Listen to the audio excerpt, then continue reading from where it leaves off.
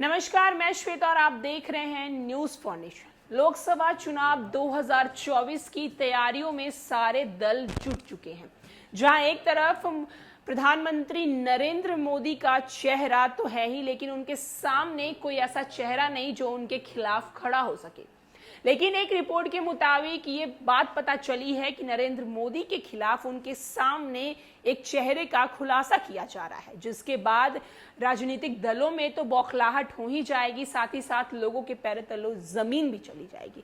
कौन है ये चेहरा और किसकी हम बात कर रहे हैं, चलिए आज हम आपको बताते हैं। विपक्षी दल पीएम मोदी को हटाने के लिए बेचैन है। बेचैनी का आलम ऐसा है कि विपक्ष के बड़े नेता खुद को पीएम की कुर्सी का दावेदार दिखाने बताने की जद्दोजहद में लगे हुए हैं। बिहार के सीएम नीतीश कुमार खुद को नहीं कह रहे, लेकिन उनकी पार्टी और महागठबंधन के नेता उन्हें पीएम फेस बताने में मशगूल है। तेलंगाना सीएम केसीआर अपनी पार्टी का राष्ट्रीय स्तर पर विस्तार भी इसी मकसद से कर रहे हैं। जन्मदिन के बहाने तमिलनाडु के सीएम एमके साटिल ने विपक्षी नेताओं को जुटकर खुद को पीएम की रेस में शामिल होने का संकेत दे रहे हैं।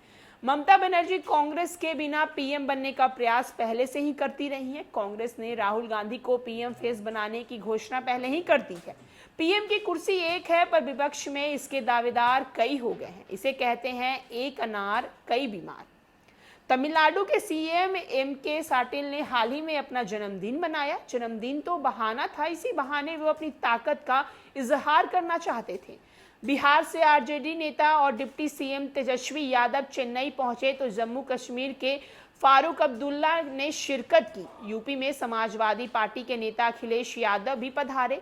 साटिल ने खुद को तो पीएम की रेस से खुद को पेश नहीं किया, लेकिन फारूक अब्दुल्ला ने ये बात जागरूक कर दी कि मोदी की जगह विपक्ष के पीएम कैंडिडेट के लिए साटिल सबसे उपयुक्त आदमी हैं। हालांकि इस बीच तमिलनाडु में बिहारी मजदूरों पर अत्याचार की घटना ने उनकी किरकिरी करा दी। आरजेडी और जेडीयू में इस बात पर ठन गई है कि तेजस्वी यादव ने ये कहा है कि साटिल को क्लीन चिट दे दी है कि वहां बिहारियों के साथ मारपीट की घटना हुई ही नहीं है। हालांकि बीजेपी विधायकों ने ये दबाव में सीएम नीतीश कुमार की घटना की जांच के लिए डेलीगेशन भेजकर तेजस्वी पर आईना दिखाया है। तेलंगाना के सीएम केसीआर ने जनवरी में अपनी पार्टी का विस्तार राष्ट्रीय स्तर पर करने के लिए खम्मम में एक सम्मेलन का आयोजन किया। आयोजन में समाजवादी पार्टी के नेता और उत्तर प्रदेश के पूर्व सीएम अखिलेश यादव, केरल के सीएम पिनाई राजन और आम आदमी पार्टी के दो बड़े नेता दिल्ली के सीएम अरविंद केजरीवाल और पंजाब के मुख्यमंत्री भगवत मान सिंह ने अपनी उपस्थिति दर्ज कराई। इसके अलावा केसीआर ने बिहार पहुंचकर नीतीश कुमार और तेजस्वी यादव से मुलाकात की थी। इससे भी केसीआर को विपक्ष के पीएम फेस के दावेदार के रूप में देखा गया। आश्चर्य की बात तो ये रही कि सम्मेलन में केसीआर ने बिहार के सीएम नीतीश कुमार और डिप्टी सीएम तेजस्वी यादव को न्योता ही नहीं भेजा। विपक्ष का पीएम फेस बनने के लिए सबसे पहले पश्चिम बंगाल की सीएम ममता बनर्जी ने कवायद शुरू की है। तीसरी बार जब वो बंगाल की सीएम बनी तो उनकी महत्वाकांक्षा हिलोरे मारने लगी। उन्होंने दिल्ली की यात्रा की, विपक्षी नेताओं से मुलाकात की। उनका प्रयास था कि पीएम नरेंद्र मोदी को हटाने के लिए विपक्षी दलों का ध्रुवीकरण जरूरी है। हालांकि वो विपक्षी एकता की मुहिम में कांग्रेस से परहेज करती रही। उनकी इस मंशा पर एनसीपी नेता शरद पवार ने यह कहकर पानी फेर दिया कि अब तो ममता ने एलानिया तौर पर कह दिया है कि कांग्रेस का किसी भी हाल में वो समर्थन नहीं करेंगी। देश भर में जब पीएम फेस बनने की विपक्षी कवायद चल रही है तो उस समय कांग्रेस नेता राहुल गांधी भारत जोड़ो यात्रा पर देश भ्रमण कर रहे थे। उनकी यात्रा में विपक्षी नेता नदारत रहे, वे अकेले घूमते रहे। इसी बीच मध्य प्रदेश के पूर्व सीएम कमलनाथ ने घोषणा कर दी कि राहुल गांधी कांग्रेस के पीएम फेस है।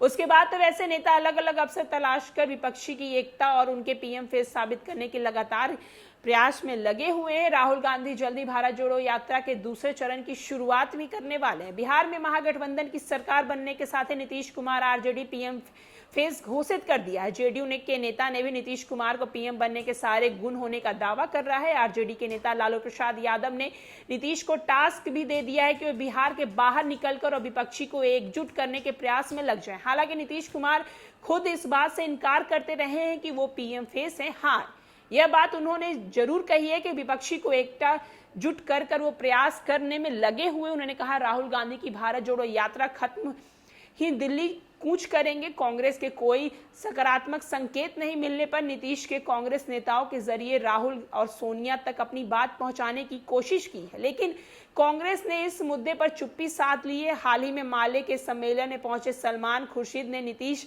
के इस अंदाज के बाद अपने संदेश कांग्रेस के आला नेता को अपनी बात पहुंचाने की चिरौरी की है। उससे यही लगता है कि अब तक उनकी कवायद का कोई परिणाम आता नहीं। जहां एक तरफ बीजेपी से प्रधानमंत्री नरेंद्र मोदी पीएम का एक बड़ा चेहरा है, तो वहीं उनके सामने विपक्षी पार्टी के कोई ऐसा चेहरा माना नहीं जा रहा है। लेकिन जिस तरीके से ये बताया जा रहा है कि नीतीश कुमार खुद तो नहीं कहते हैं कि वो पीएम का चेहरा बनने के लिए, पीएम के उम्मीदवार बनने के लिए है, लेकिन उनकी पार्टी कई बार कह चुकी है कि नीतीश कुमार पीएम का फेस है। वहीं राहुल गांधी की अगर बात करें तो राहुल गांधी ने भी ये बात नहीं कही है, लेकिन उनकी पार्टी के कई बड़े नेता कह चुके हैं कि पीएम फेस के लिए कांग्रेस की तरफ से राहुल गांधी। आने वाले दिनों में देखना होगा कि कौन प्रधानमंत्री नरेंद्र मोदी के सामने अपना चेहरा लेकर आता है और पीएम उम्मीदवार के लिए उनकी टक्कर में खड़ा होता है।